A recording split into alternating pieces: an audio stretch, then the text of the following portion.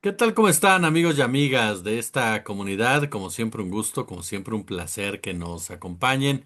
Se está discutiendo el tema de la reforma electoral misma que llegará el día de mañana al Pleno y la discusión se centra en lo que pasa al interior precisamente de la Cuarta Transformación, las diferencias que han esgrimido los distintos personajes o liderazgos de las mismas, particularmente lo que son los partidos Verde Ecologista y del Trabajo quienes consideran que no están de acuerdo con los 10 puntos presentados por la presidencia de Claudia Sheinbaum, de la doctora Claudia Sheinbaum. ¿Cómo entendemos toda esta discusión de la reforma electoral? ¿Cómo valoramos esta reforma electoral? ¿Qué puntos están interesantes? ¿Qué puntos habrá que ir discutiendo más a fondo? Mi querido Andrés Reper, te saludo con muchísimo gusto y te agradezco muchísimo que estés aquí con nosotros esta tarde. ¿Cómo estás? Muy bien, muchas gracias, querido Jesús. Muy buenas tardes.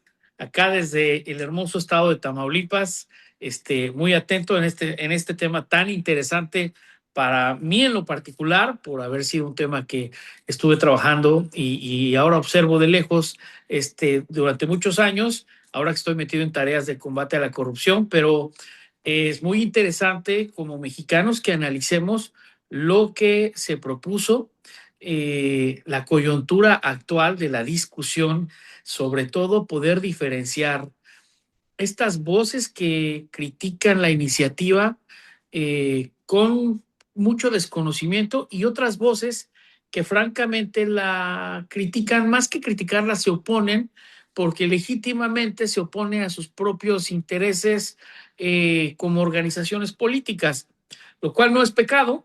Están manifestando sus desacuerdos en ese sentido. Entonces, pues muy interesado en el tema y deseoso de que llegue a buen puerto esto y a tus órdenes.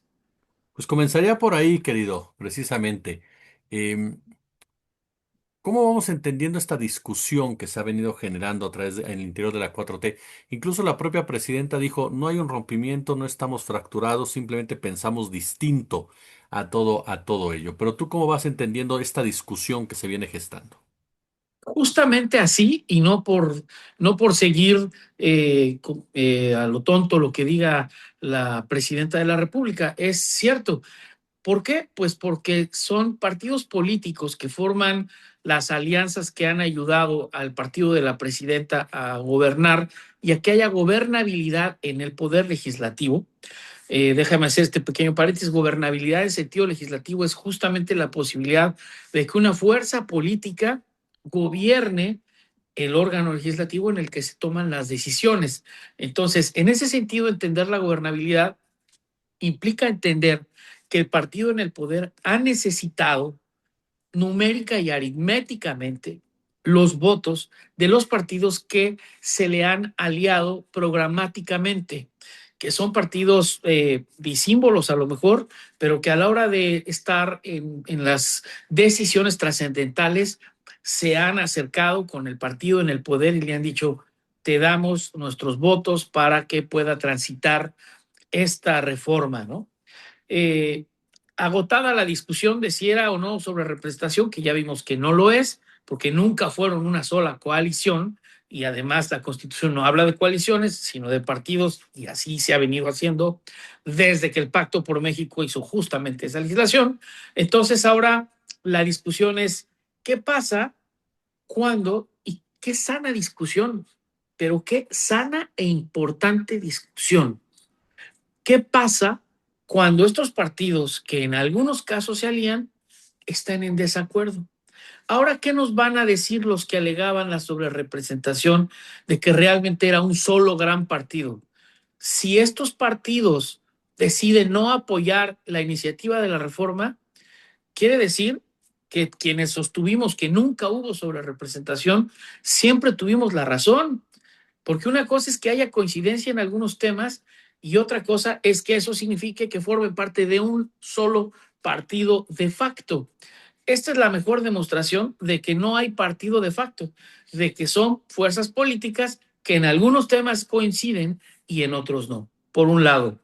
Y por otro, aunque yo no estoy de acuerdo con la posición de esos partidos, porque yo sí creo en que quien llegue debe tener méritos para llegar y no nada más aparecer en una lista que una nomenclatura dirigente de un partido la ponga, pues ellos dicen, no, nosotros no queremos tener que batallar a lo mejor haciendo campaña y sobre todo, entiendo, aunque no estoy de acuerdo, entiendo que les preocupe eso del segundo lugar, porque en muchas ocasiones ellos no son el segundo lugar, son el tercero o el cuarto lugar. Entonces, si se va a llenar la mitad de la lista de plurinominales con segundos lugares, en una de esas ellos no lo logran, porque difícilmente alcanzan el registro y difícilmente alcanzan el segundo o tercer lugar.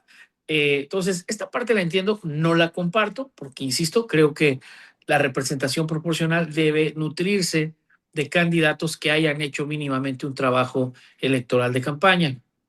Segundo, este es el tema principal, digamos, la representación. Y al interior del propio partido en el poder, que tiene la gobernabilidad del órgano legislativo, entiendo que haya también voces, pues, disidentes, porque en un partido auténticamente democrático, pues no tiene que haber línea. Pero quiero señalar esto un poco para hacer énfasis en lo comodín o lo marrullero o, ¿cómo lo podríamos llamar? eh, Ventajoso o manipulador del discurso que se opone a ese partido. Porque cuando en ese partido se vota con base en lo que les envía el titular del Poder Ejecutivo, cuando en Morena la gente dice vamos a apoyar a la presidenta, todos dicen son unos zombies, no tienen criterio, realmente el Poder Ejecutivo es el gran poder porque gobierna el legislativo, porque ni siquiera se le cuestionan sus decisiones y no le cambian ni una coma, por lo tanto no hay división de poderes, todo este tipo de argumentos, ¿no? Y cuando se presentan voces disidentes o voces que no ni siquiera disidentes, simplemente que no están de acuerdo en ciertos temas, ¿no? O sea, podemos de repente escuchar quizás al diputado Monreal decir, no, pues este tema nos preocupa, o ve tú a saber otros diputados que no estén de acuerdo.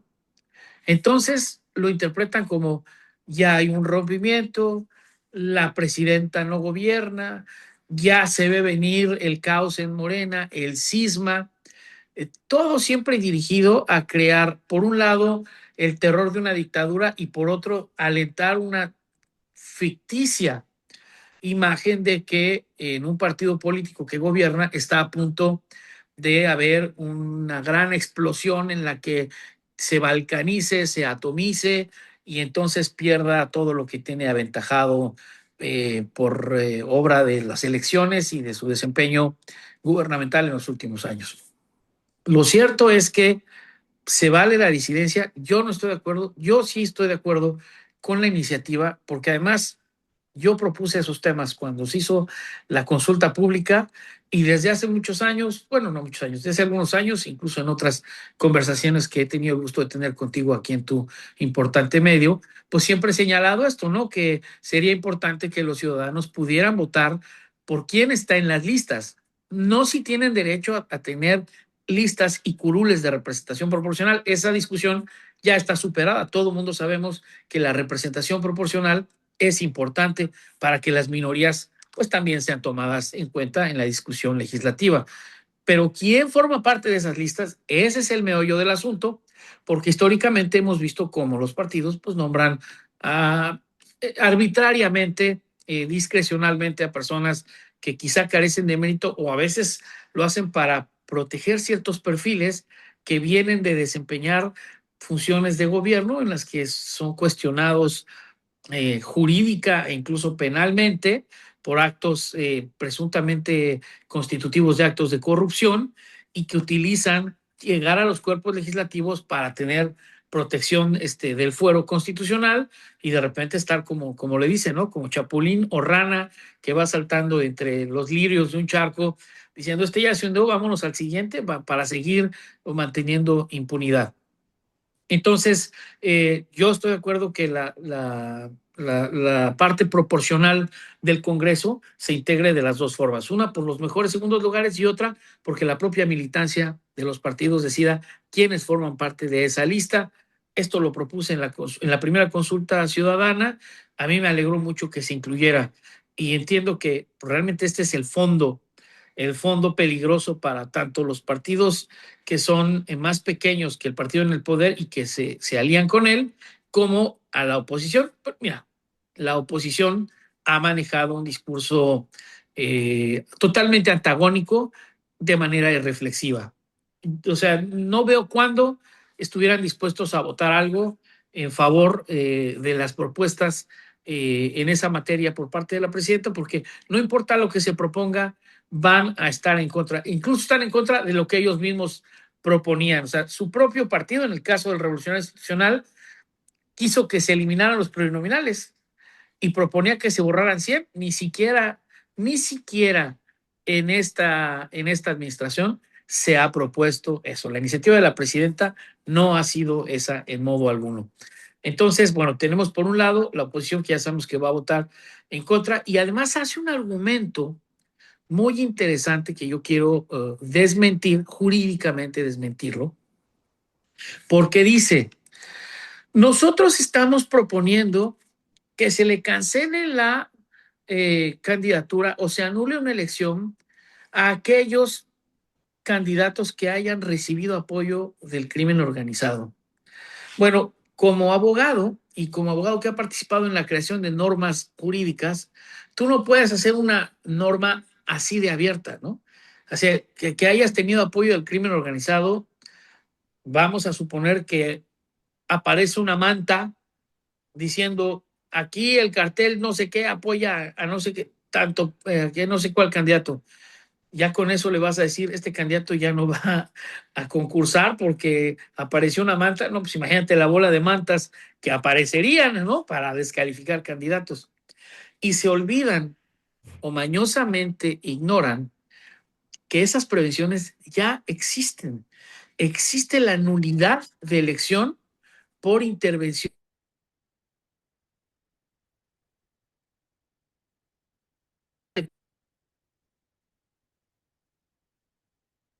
que está prohibido que las personas morales aporten a las campañas. Eso ya existe.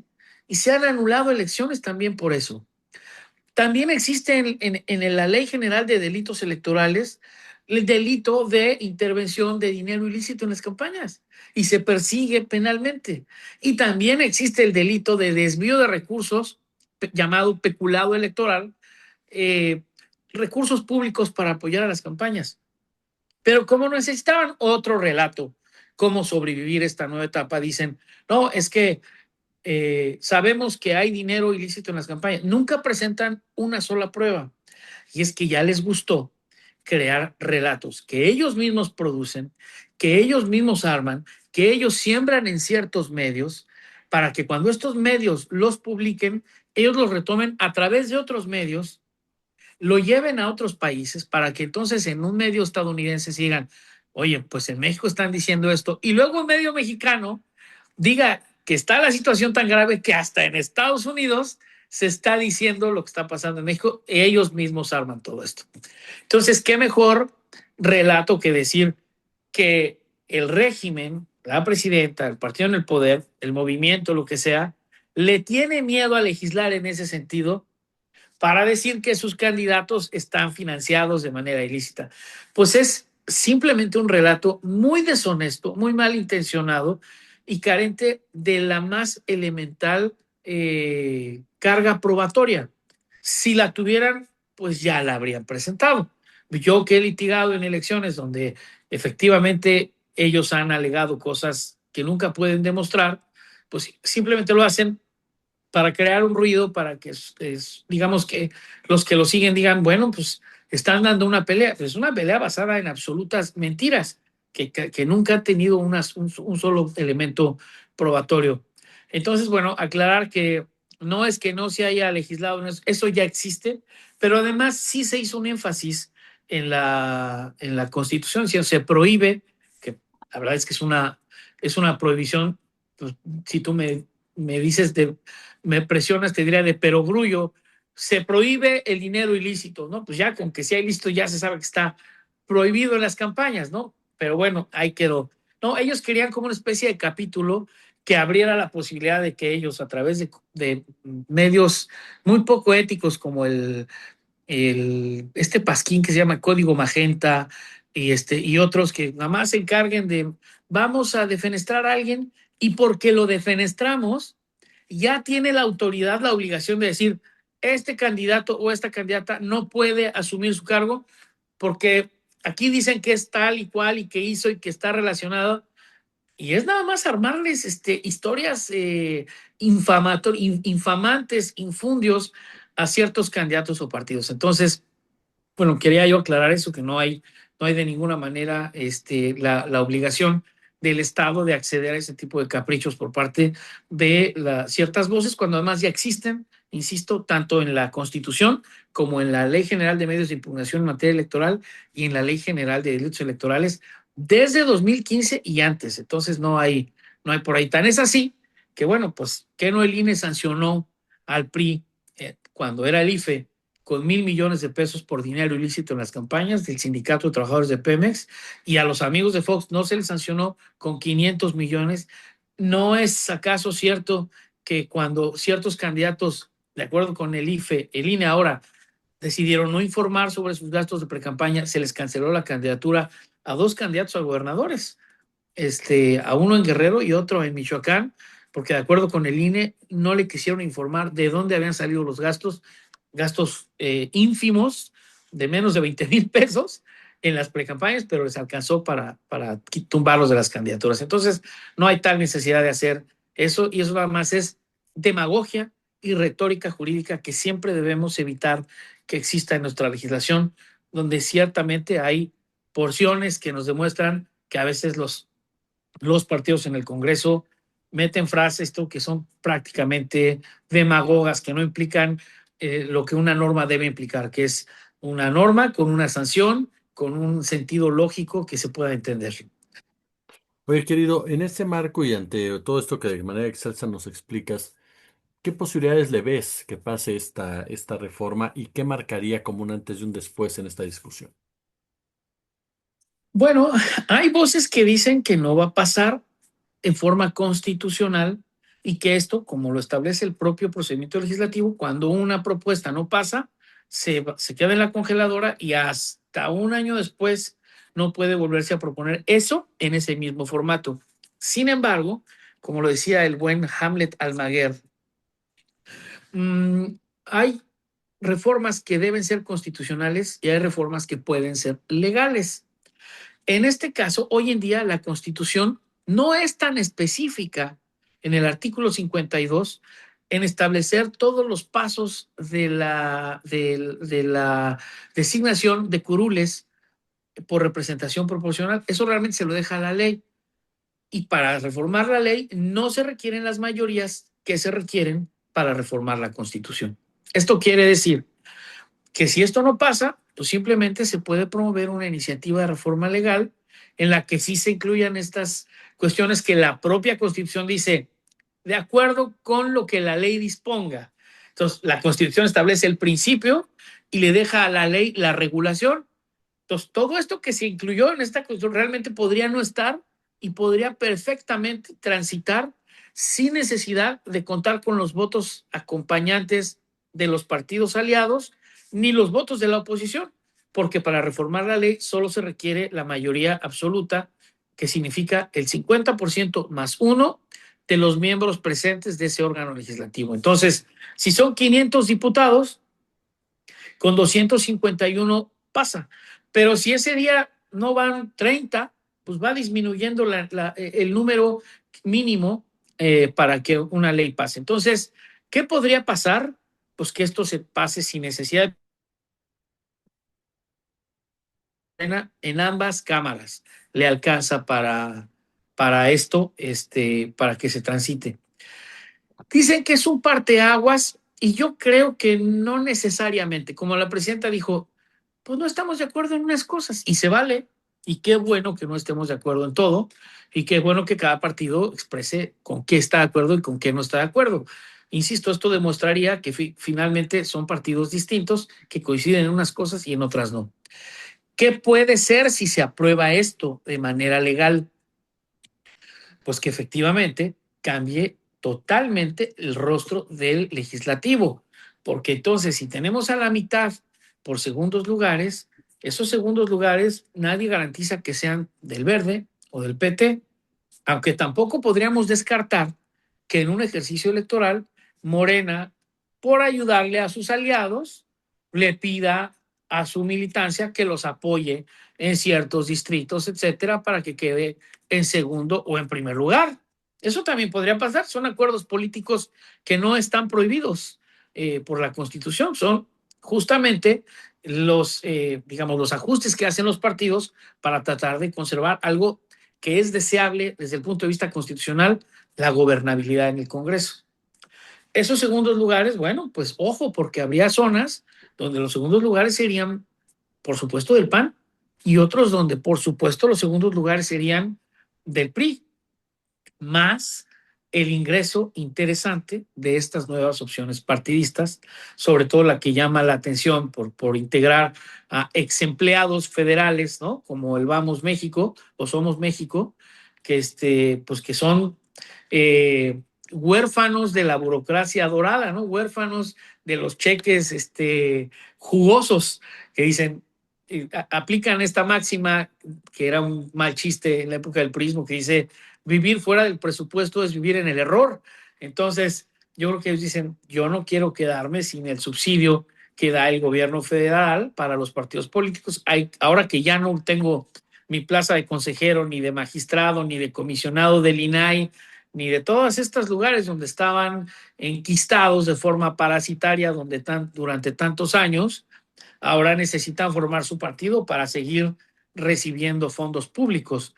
Pero son finalmente personas articuladas, son académicos, algunos de ellos brillantes, que han escrito y que seguramente tendrán un discurso interesante en las campañas, y en eso también pueden dar la sorpresa de ser segundos lugares en algunos distritos, sobre todo en las zonas donde son bien vistos, ¿no? En distritos del sur de la Ciudad de México, de ciertas zonas residenciales, la Condechi, ¿no? Como dicen, Las Lomas, Polanco, etcétera. Entonces, sí creo que, digamos, que esto pone las cartas sobre la mesa y que le dice a la titular del Ejecutivo, bueno, pues ya vamos viendo con quién se cuenta para lo que viene y con quién no necesariamente, y que esto, si se lleva a cabo la reforma legal, puede producir un nuevo rostro legislativo en el que Morena seguirá teniendo, de acuerdo, no es un deseo personal ni mucho menos, de acuerdo con el desempeño electoral, los resultados electorales, tanto las encuestas que demuestran la aprobación de los gobernantes de Morena y de las legislatoras de Morena, pues yo auguraría que esto únicamente le beneficia, de tal manera que los partidos, tanto los aliados como los otros, si la apoyan, se enfrentan a un escenario complicado. Y si no la apoyan y demuestran que no necesariamente quieren competir como la gente quiere que compitan, se enfrentan a un escenario peor, porque qué tal si la gente dice, a ver, momento, ¿cómo que no quieres competir? Pues yo voto por Morena, por ejemplo. Y entonces eso provoca que Morena automáticamente crezca. Digamos que pueden saltar de la sartén al fuego o ponerse las pilas y decir, pues le entramos a esto y vamos a sacar adelante y vamos a echarle muchas ganas para demostrar que no somos políticos de lista, que somos políticos que también estamos de acuerdo a ir al territorio, y en una de esas les va bien, pero nunca nadie que esté sentado esperando en una campaña el resultado para saber en qué lugar de la lista le tocó, pues de motu propio le van a dar ganas de salir a trabajar al territorio, ¿no? A veces hay que Claro. decirles, empujarlos. Mi querido Andrés Reper, yo como siempre te agradezco muchísimo de verdad estos minutos, te agradezco que entiendo que ahorita tomaste el tiempo de tu horario de descanso y de verdad te lo agradezco muchísimo tu horario de comida, así que de verdad muchísimo tus actividades que tienes y que no son fáciles en ningún sentido y te lo agradezco muchísimo, querido amigo. Muchas gracias. A la orden, Jesús. Un abrazo muy fuerte a todo tu auditorio y que sigas con ese trabajo importante.